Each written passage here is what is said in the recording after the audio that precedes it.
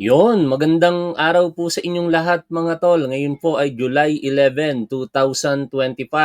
Patuloy po nating i-update ang ating mga sarili dito po sa pangyayari kung saan nakakatakot kasi ito mga tol eh. Missing sa bungero. Biruin ninyo, mahigit po sa 100 katao po ang dinukot at pinaniniwala ang pinatay at itinapon sa Taal Lake. Kaya nga naman ito pong ating gobyerno ay sa ikalawang araw po nagsasaliksik po dyan. Sinisid na po kanina ng mga kawani po ng Philippine Coast Guard ang ground zero kung tawagin. Ito po yung pinaniniwalaan na lugar kung saan po itinapon ang mga bangkay ng mga missing sa bungero. Kahapon din nagkaroon po ng breakthrough kasi malapit po sa pangpang ng Taal Lake ay natagpuan po ang isang sako na naglalaman po di umano ng kalansay pero hindi pa po ito tiyak kung ito po ba'y sa tao o sa anumang ibang creatures Pero ang sinasabi po dito ng ating mga otoridad, ito po ay kanilang sinusuri na. Ang proseso uunahin muna aalamin kung ito po ba ay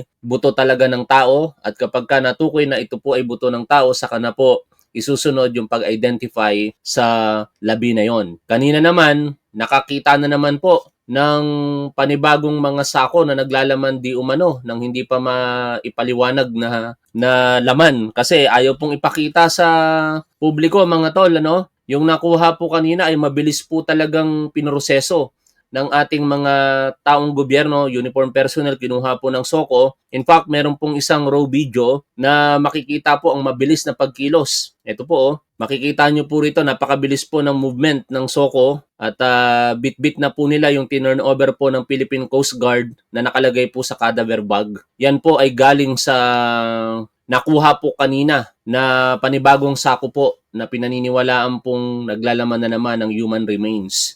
Ang ahensya po na magsasagawa po ng pagkilala o pag-identify kung ito po ba ay labi ng tao ay ang Philippine National Police Scene of the Crime Office, yung nakita po ninyo kanina sa video. At kaugnay po ng mga pangyayari na ito, patuloy lamang pong magsasagawa ng pagsisid, search and retrieval operation ang ating Philippine Coast Guard sa tulong na rin po ng ibang ahensya ng ating gobyerno sapagkat ang paninindigan po hindi talaga sila titigil hanggat hindi po nare-resolba ang kontrobersiya po na ito. At kung ang paniniwala ay meron pa rin talaga sa ilalim ng Taal Lake ay aaraw-arawin daw po yan ng ating mga otoridad. Bagamat syempre kinokonsidera din po ang personal safety din ng ating mga technical divers. Yung nakikita po nyo na yan yung kanina na itinurn over po sa scene of the crime operatives or SOCO. Ngayon, meron pong interview ang undersecretary mula po sa Department of Justice kung ano na po yung mga legal aspect naman na ginagawa po ng ating kagawaran ng katarungan. Pero before po natin puntahan yung interview na yon,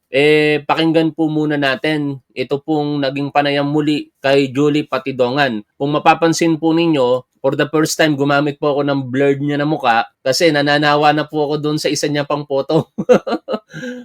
Ito pong blurred na mukha na ito ay kilala naman natin kung sino na siya. Siya po kasi ay tumakbo bilang mayor. Meron po siyang mga campaign materials na nagkalat po sa internet including videos na hindi naman po naka-blurred. Pero ito po kasing mainstream media, lahat po ng mga panayam po nila kay Patidongan ay bine-blurred po talaga nila. Kaya yun na lamang po yung ginamit kong photo at nilagay po dito sa ating thumbnail. Bakit po natin nilagay yan? Kasi sa suot niya na po yan ay habang ini-interview po siya, kanya pong hinamon. Ito pong si Mr. Atong Ang at retired judge na ngayon po ay kasalukuyang PCSO chairperson na si Felix Reyes na sila daw po ay mag-lie detector test kung sino daw po talaga ang nagsisinungaling sa kanila. Kasi lumalabas sa mga pahayag ni Mr. Atong Ang na sinungaling. Di umano ito pong si Patidongan. At dito naman kay Judge Reyes, sinasabi niya na patunayan daw po nitong si Patidongan ang kanyang mga akusasyon at kung hindi niya naman daw po kayang patunayan sa pamamagitan ng mga ebidensya ay isarado niya daw po ang kanyang bibig. Hinamon niya pa o binigyan niya pa po ng authority ang Bureau of Immigration na i-disclose daw po ang kanyang mga travel records para lamang daw po patunayan na siya po ay nagsasabi ng katotohanan. Ang tugon po dyan again, itong si Patidongan ay paghahamon ng lie detector test. Pero siyempre, sa mga sirkumstansya po na atin pong napapanood, mukhang kapanipaniwala ito pong mga sinasabi ni Patidongan dahil may mga senyales na talaga na yung mga labi ng mga missing sabongero ay maaaring ito po yung mga nakita for the past 2 days, no? Bagamat wala pa po yung talagang confirmatory examination na isinasagawa. More on kung ano lang yung nakikita po natin ngayon at yun lang din yung ating pinagbabasihan ng opinion sa kasama na rin syempre yung mga sinasabi po ng ating otoridad through mainstream media. Pero kapag natapos na po ang forensic examination dyan, malamang sa malamang, ilalabas din naman po yan sa publiko at dyan talaga masusubok kung ito po bang kredibilidad ni Patidongan ay questionable o hindi. Ngunit sa parte po ni Justice Secretary Remulla, malakas po ang kanyang paniniwala na ito pong si Patidongan ay nagsasabi po ng katotohanan sapagkat para po kay Remulla, napaka-consistent daw po nitong si Patidongan sa kanyang mga salaysay. O, puntahan po natin. Ito pong naging panayam sa kanya ng ABS-CBN News. Okay po, sir. First question po namin sa inyo. Yung una nagulatang maraming tao na agad nakakuha po ng sako, no? Ito po PCG sa operation nila kahapon. Pero ang noticeable dun, sir, is sunog yung mga nakuha. May information po ba kayo na iba pa pong paraan ng pagpatay at pag-dispose sa mga sabongero?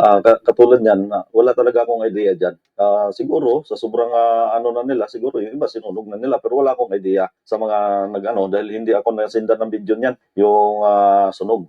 How about, sir, yung dinidismember, yung mga bodies para ma-dispose? May idea po ba kayo about it? Because I read in an unofficial document na isa po yun sa mga disclosed na information. Paano dinidispose? Chop?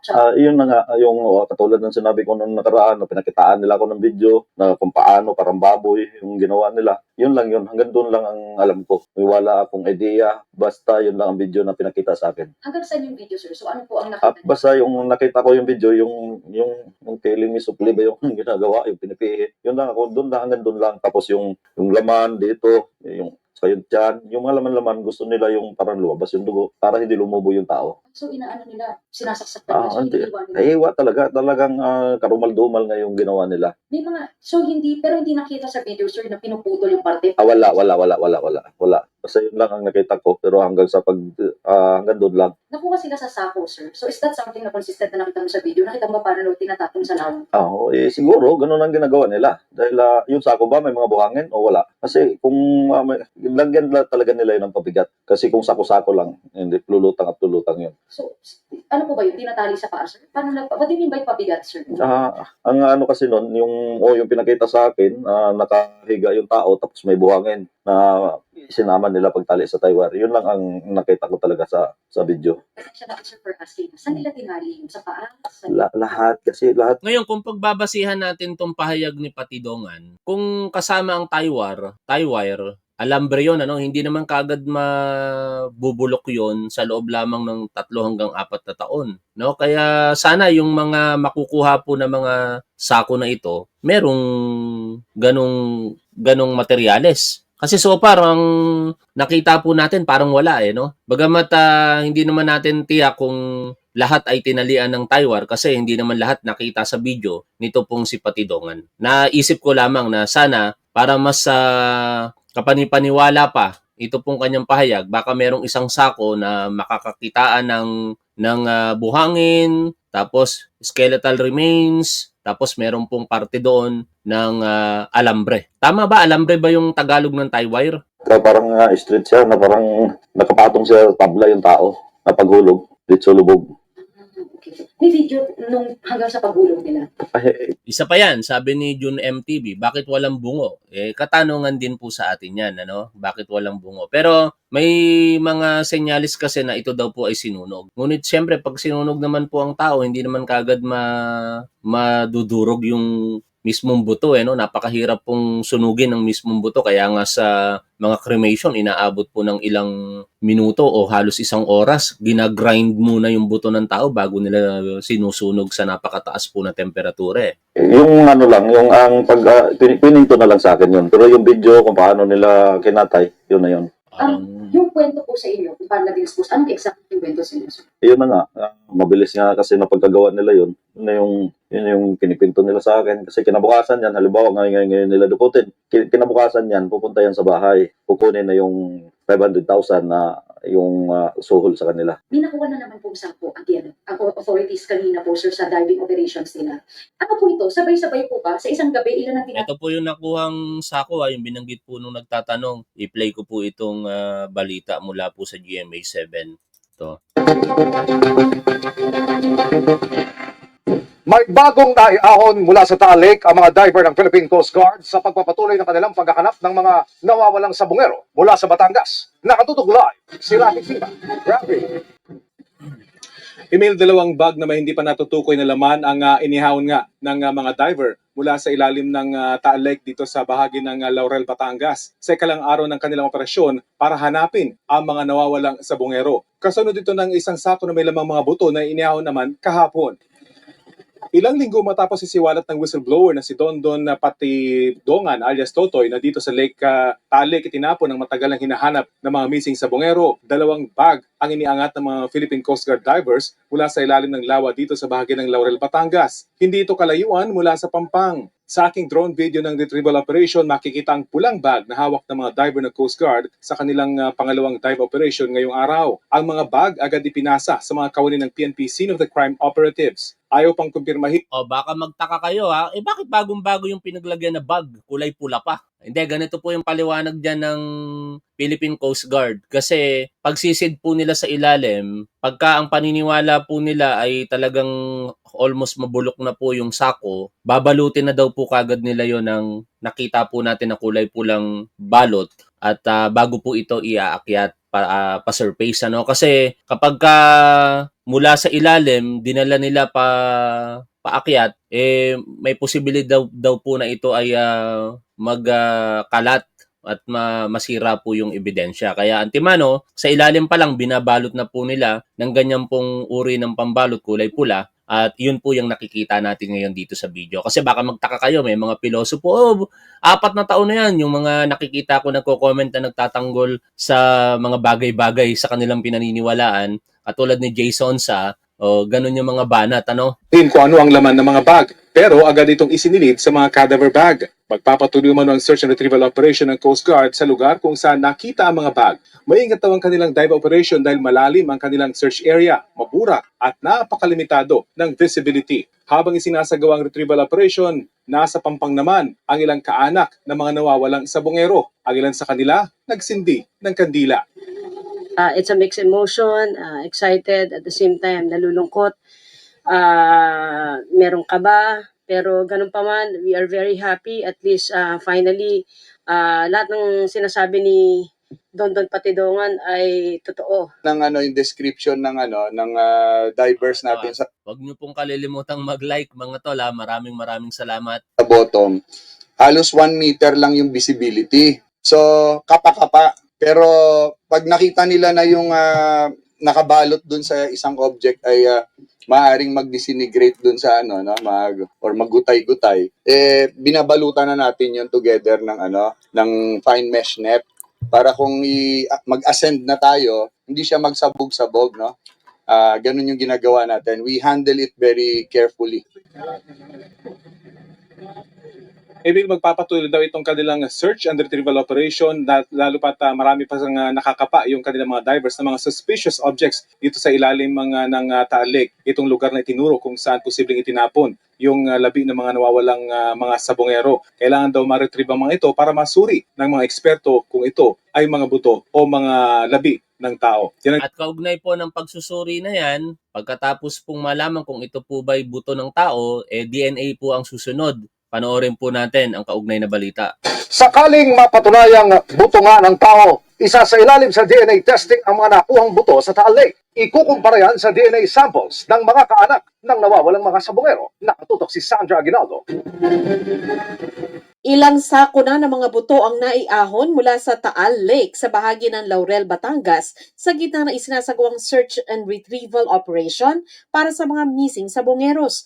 Pero mga butong ito, hindi pa malinaw ngayon kung buto ba ng tao o hindi, kaya kailangan pang sumailalim sa forensics examination. Ayon sa Department of Justice, kung lalabas sa eksaminasyon na buto ng tao ang nakuha sa Taal Lake, ikukumpara ang DNA nito sa mga DNA sample na sinimulan ng kunin mula sa mga kaanak ng missing sabongeros. This will be subjected to a DNA test. The DNA matching is actually underway. Kumbaga, ang gagawin po natin, kukunan natin ng DNA samples ang mga kamag-anak ng mga nawawala at ima-match ho natin yan sa mga DNA na makikita natin sa mga mahanap natin kung sakali. Kung hindi naman daw mag-match ang DNA, iimbestigahan pa rin kung panibagong kaso na ito ng pagpatay. Sabi rin ng DOJ, kukonsultahin nila ang forensic pathologist na si Dr. Raquel Fortun. Nakipag-ugnayan na rin ang GMA Integrated News kay Fortun at pinadala ang larawan ng unang naiahon na mga buto. Base raw sa mga litrato, mahirap daw maglabas ng konklusyon. Definitely, you cannot do a thorough examination on site. Dadalhin mo yan sa laboratory mo, most likely a morgue. Sa akin yan, pa-x-ray ko, to be sure. Kung mapapatunayan sa tao daw ang buto, sabi ni Fortun, Isipin mo agad, hindi yan adult na siniksik sa sako kasi hindi kaya. So ano yan? Disarticulated, dismembered, remains, skeletal remains na ba or parts na siniksik mo sa sako. Between burning and urak, I would prefer urak kasi mahuhugasan yung buto nga yan. Kasi kung burning yan, medyo lumalabo ang DNA testing. sabi rin ni Fortun, handa siyang tumulong sa mga otoridad. May panawagan siya sa mga team na nagsasagawa ng retrieval operations. Sana raw ay maging maingat sila sa pagbubukas ng mga pinaglagyan sa mga buto. Pilatag mo yung body bag sa ground. Tapos kailangan mo buksan yung sako, sige, hiwa ka ng konti, silipin mo, pero nasa loob ng body bag. I wonder if there was even a doctor there on site or someone in charge. Sabi ng DOJ, bukod kay Julie Dondon Patikonan, meron pa silang impormante na nagtuturo kung saan maghahanap ang Philippine Coast Guard. There are other locals that have given similar information dahil lumutang nga po itong si whistleblower, biglang nagsilabasan din dun sa local area. Merong minark ang Philippine Coast Guard na dalawang site, no, kung saan may nakapkapan na mga sako. Pinagtutulungan daw ng PNP, CIDG at NBI ang investigasyon. May prosecutor din sa lugar para sa mabilis at maingat na investigasyon. Para sa GMA At kaugnay po ng isinasagawang patuloy na investigasyon na yan ng ating mga otoridad, sinisigurado po ngayon ng Malacanang na wala pong sisinuhin dito, ano? At talagang hustisya po ang hahanapin po at papanagutin kung sino man daw po ang may kasalanan dito. Pakinggan po natin ang pahayag ni Undersecretary Claire Castro kanina. Oy, bakit ito ang lumabas? Sandali lang Ito dapat Yan. Samantala, tiniyak ng Malacanang na hindi magkakaroon ng cover-up sa investigasyon sa kaso ng mga nawawalang sabongero. Balita mula sa Malacanang, ating Radio Patrol, Christian Yozores. Christian.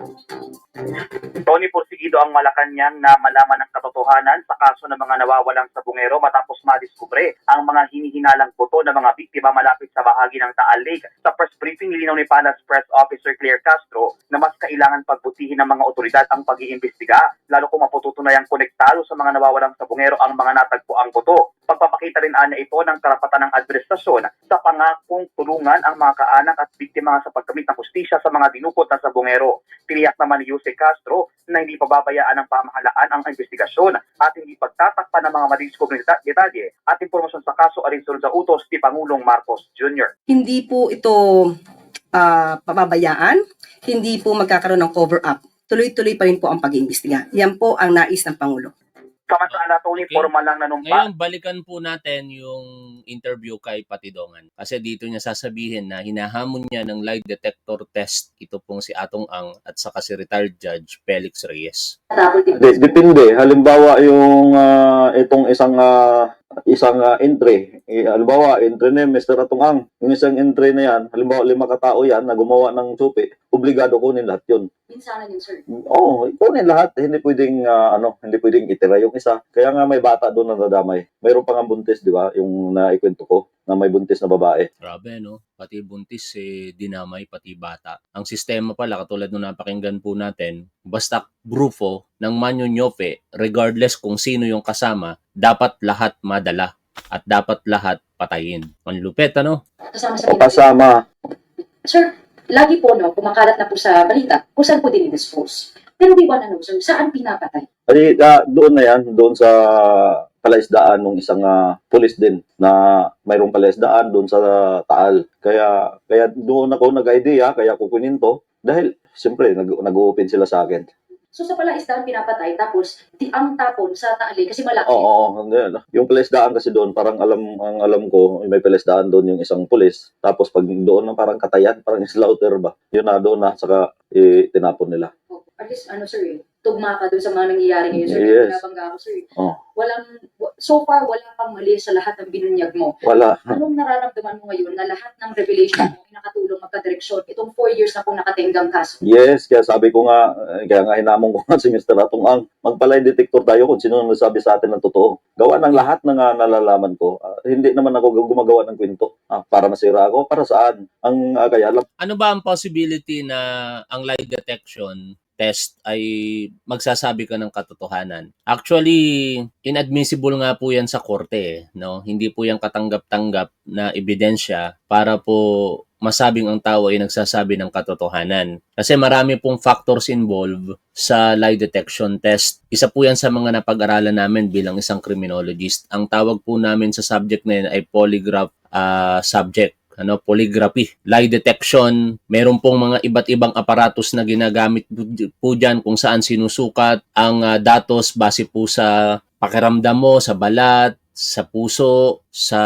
paghinga, at iba pa pong mga factors na ang eksperto na tinatawag pong polygraph examiner ang nakakaalam. Meron pong series of questions yan na itatanong, usually answerable by yes or no lamang, no? Yung mga nakikita po ninyo sa pelikula na may mga nakalagay sa dibdib, ganun po yon. Pero hindi po lahat kasi ng nag-undergo ng lie detection na nakakapasa ay hindi na po nagsisinungaling. Marami rin pong mga factors before o experience na kahit nakapasa po yung subject sa lie detection, siya po ay nagsinungaling. Kasi katulad po ng binanggit natin kanina, ang dami pong factors involved. Maaaring yung subject ay pathological liar, no? Yung talagang sanay sa pagsisinungaling, o kaya naman may mga factors din na yung mismong examiner hindi po ganun ka-competent. Kasi depende po yun. Parang ang labanan kasi ng lie detection, yung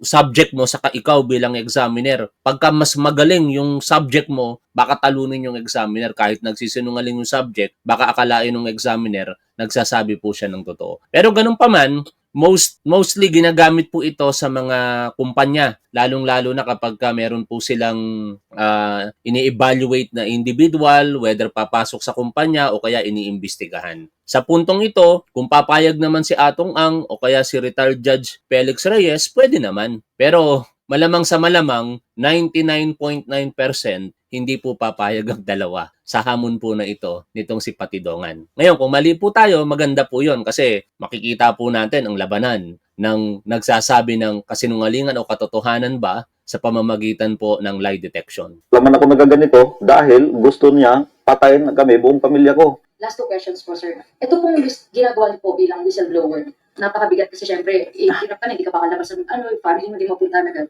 Kayo po ba sa pwede nagsisisi na pinili niya maging whistleblower? Hindi ako nagsisisi dahil pinaglaban ko ang pamilya ko dahil gusto na niya masakirin kami. Anong gusto ko? Mamatay na lang ako? Na walang gusto ko magkaroon ng hustisya yung mga pamilya ng nawala, ng missing sa Bungero. Pangalawa, yung papatayin niya na ako, hindi ko natanggap yun. Sabi ko na nga sa kanya, boss, okay lang, mapatay mo ako. Huwag mo lang idamay buong pamilya ko. Kaya ako nag-react sa kanya ng ganito. Ngayon po, sir, ay mas mahigpit na po bang seguridad? Kasi ngayon ang dami nangyayari. Totoo na lahat ng sinasabi mo. So, kumaga parang, kung nakita na ng tao na hindi ka nasisunod sa mga sinabi mo, mas marami na po bang threat kayong nararamdaman niyo? Ako, sanay na ako sa threat na yan. Wala naman ibang magpapatay sa akin, si Mr. Atong Ang lang. Hindi naman, gobyerno, kakampi ko yung gobyerno. Para saan, di ba? Hindi ako natatakot kahit kailan. Kaya nga sabi ko nga sa kanya na Mr. Atong Ang, kung totoo man yung sinasabi mo o nagsisinungaling ako, magpalay detector tayong dalawa. Isama mo yan si Judge Felix, magpalay detector kami. Oo, kasi sinabi niya na kung wala daw akong basihan, ngayon, mayroon akong, sa bibig mismo ni Mr. Atong Ang, sinabi niya na ang tagalakad si Judge Felix. Yung time na yun, 3 months ago, tinawagan ako niya ni Mr. Atong Ang. Nung nagsabong sila sa Manila Arena, nandun si Judge Felix, nandun si Celso Salazar. Sabi sa akin, doon kausapin mo to. Magpasalamat ka. Oo, hindi ako nagsisinungaling. Kaya sabi ko, hinamon. Si Judge po tungkol sa kaso mo? Yes, sa lahat. Gawa na nga, sinabi ko na nga na ito si Judge Felix, magkaibigan yan sila Celso Salazar, sanggang dikit yan. Ngayon, ikinunik hanggang sa, ang pagkamali lang ni Mr. Atong Ang, pag marami nang alam yung tao na, pinapapatay niya na. Kaya hindi ako natakot sa kanya. Alam ko kung hanggang saan ako. Ang dami na rin kakampi ngayon, sir. May Oo, nadagdagan na rin yung patong sa akin, siguro. Ano na ang bounty, sir? Last time, sir, nag-usap tayo 50 million. 50 million, sigurado. Baka dublihin o triplehin pa niya yan. Gusto niya gastusan para mapatay lang ako. Para mawalan ng hustisya itong mga missing sa Bungero. Ngayon, pinapalabas niya na ako ang mastermind. Kasi pagka nawala itong whistleblower, lahat ng ebidensya hihina mga tol eh. Ito kasi yung pinaka-connecting dot eh, no? Siya yung nag-implicate kay Atong Ang at ang kailangan na lamang talaga corroborative evidence, no? Yung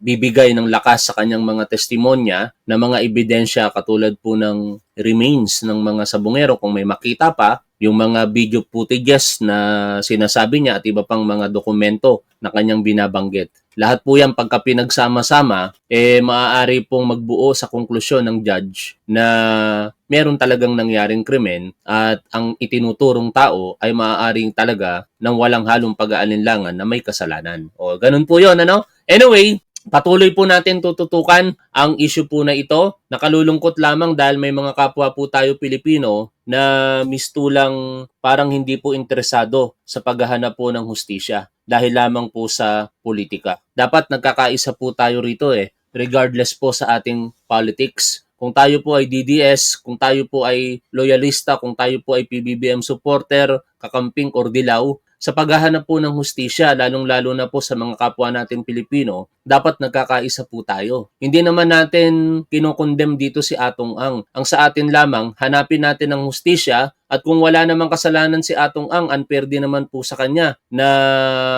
siya yung lumalabas na may kasalanan sa pamamagitan pa lamang ng mga pahayag nitong si Patidongan. Kaya ito, mangyayari po na malaman ng katotohanan dito kapag ka ito po ay umabot sa korte. No, ngayon, kung hindi po aabot sa korte dahil for technical reason, very unfortunate po yan para po sa mga naghahanap ng katarungan. Kasi malamang sa malamang ito pong mga pamilya ng mga nawawalang sabungero, kumbinsido po sila na ang itinuturo nitong si Patidongan ay ay talagang may kasalanan. Ngayon, para mawala sa kanila yung isipin na yan, isang trial sa pamamagitan po ng presentasyon ng ebidensya at kung lalabas doon na hindi naman pala totoo ang mga paratang nitong si Patidongan, mapapawalang sala. Ito eventually si Atong Ang. By the way, wala pa pong kaso si Atong Ang.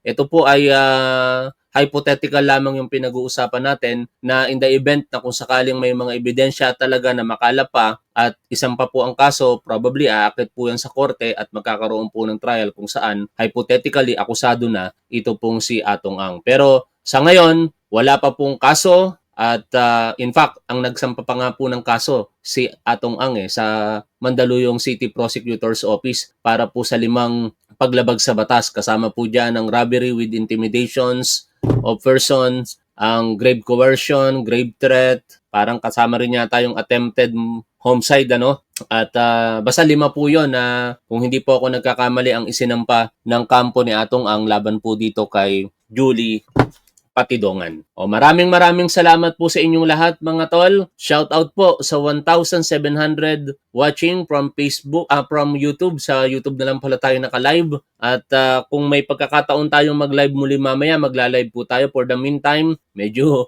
makati po yung lalamunan ko kaya hindi na muna tayo makapag-shoutout. Huwag niyo po sanang kalimutang mag-like sa ating programa. Maraming salamat. Lagi po nating tandaan kung ano po ang tama at dapat doon po tayo. Keep safe. See you always. Bye for now mga tol.